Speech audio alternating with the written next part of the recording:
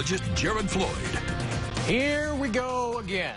Winter storm warning back in effect for pretty much the entire Arklamas. The exception is Concordia Parish. You're under a winter weather advisory. We'll get into possible precip types and accumulations a little bit later on in the newscast, but they are again significant. So plan for possibilities of impassable roads and power outages as we go through the day tomorrow and into early Thursday. That wintry mix will start before daybreak in some spots with morning lows near 20. Stay warm safely. Temperatures will nudge upward close to the freezing mark in some locations tomorrow, but it is going to be a very, very close call.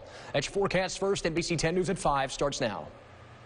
Your local news leader, celebrating 65 years of keeping you informed. Home of the live Storm Tracker Doppler and voted by you as the best newscast in the Arklamas. This is NBC 10 News at 5. Thanks for joining us. I'm Christina Jensen. Our top story at 5. Most of you are stuck inside as icy roadways prevent you and your family from driving in cities and parishes across North Louisiana. NBC 10's Maya Hudgens spoke with officials about what they plan to do about this. Maya, what did you find out? Officials say we just don't have the proper equipment to clear the roads, as this is something we've never really experienced before. And just because the sun came up today doesn't mean the roads will be clear of ice or snow. Don't let the sun deceive you. The roads are still very treacherous. They're very icy. The sun is all it's doing is melting that top layer of snow. As the road conditions continue to deteriorate, the city of West Monroe is working to help de-ice bridges, but residents still need to be careful. On bridges, Public Works has put out salt on some of the city bridges that we have. The roads, we're just encouraging everyone to stay off. I mean, four-wheel drive vehicles are definitely the preferred vehicle to be on the roads. The city of Monroe says Monroe PD has responded to at least 20 cars that have slid off the road since Monday night. And as of right now, laying sand on the road is not an option. We're at a point right now where it's not feasible. Like we were putting urea, which is a sort of de-icing agent, down at the airport, but it became a point where it wasn't doing what we needed it to do. The effort to get it out there wasn't matching the demand. Besides first responders being able to help, Monroe officials say they're at a standstill. Once it begins, we're going to be waiting for Mother Nature to finish. And so we're really at the mercy of Mother Nature right now.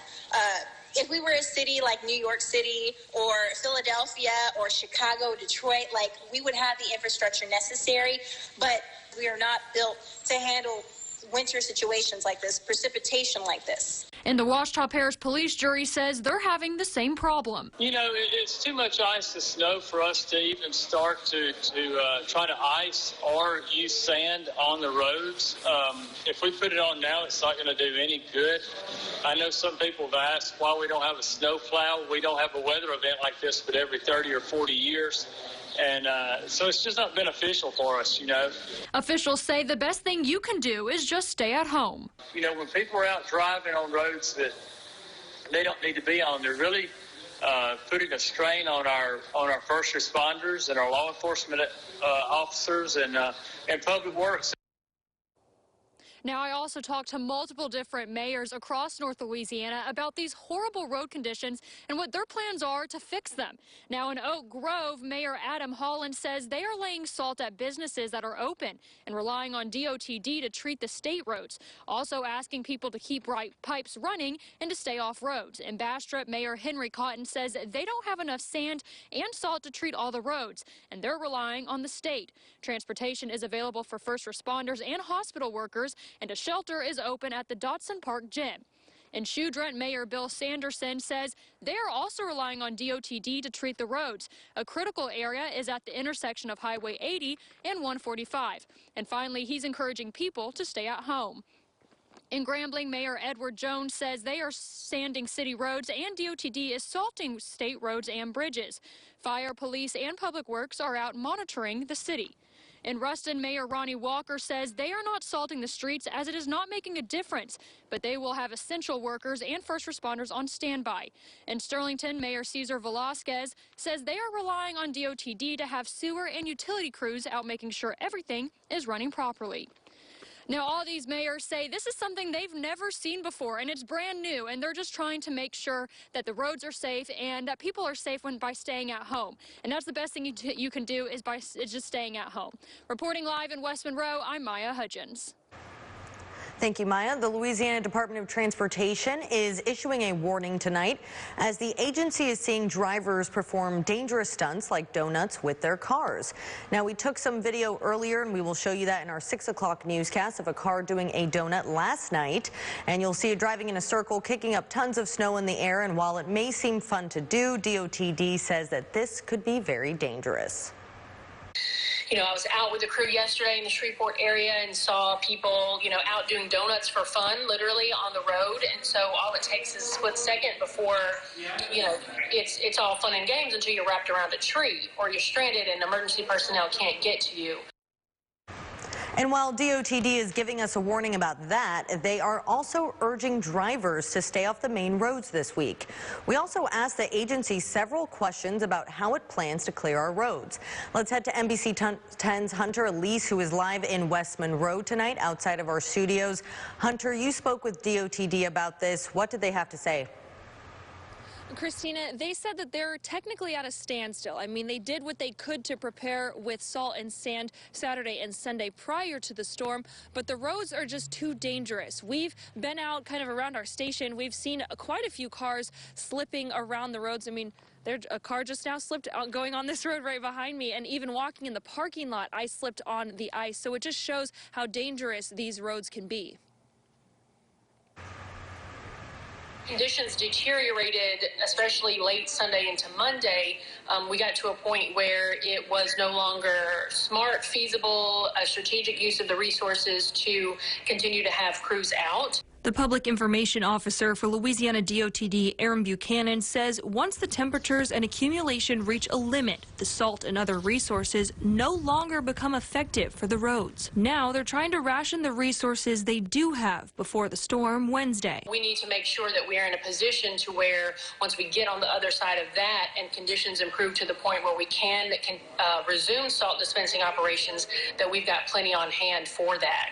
As of Tuesday afternoon, DOTD has crews on standby to clear roads, only responding to major calls like a fallen tree or extreme circumstances. I asked Buchanan about the possibility of using a snowplow or something similar to that to help the roads, but she says it's not really, you know, an investment that is economically feasible for us, because we could go another 10 years and not see, you know, another snow or ice event. And when it comes to clearing major interstate roads and highways, Buchanan says they're using their resources as best as possible. But at this point, it's a waiting game until every road is open again. The priority routes, like I-20 and that sort of thing, you know, we're continuing to see traffic on it. And of course, 100% of traffic off of it is not, you know, realistic. Of course, we're going to have 18-wheelers still moving goods and services. We'll have essential workers that have to get where they have to get. So having some traffic on that, you know, will help. Buchanan says the problem they're facing right now is that normally if we get a snowstorm, it would be warm enough the next day to clear the roads. But this time we're getting a snowstorm, then cold weather, then another snowstorm tomorrow, which is making the roads worse and ending up pushing back the reopening of the roads back a few days. Christina? So, Hunter, it sounds like there's not much they can do at this time, but did she talk about what their next steps are? What's the plan eventually? Christina, I did ask her that, and she kind of said that they have to wait until Thursday or Friday to reevaluate, reassess the weather. We are supposed to, I think, warm up, so that could help, but at this point, they're just kind of waiting until Wednesday's storm passes through to relook at the roads and see what they can do from here. So on Thursday or Friday, we should know more as to when those roads could possibly open, right, Hunter?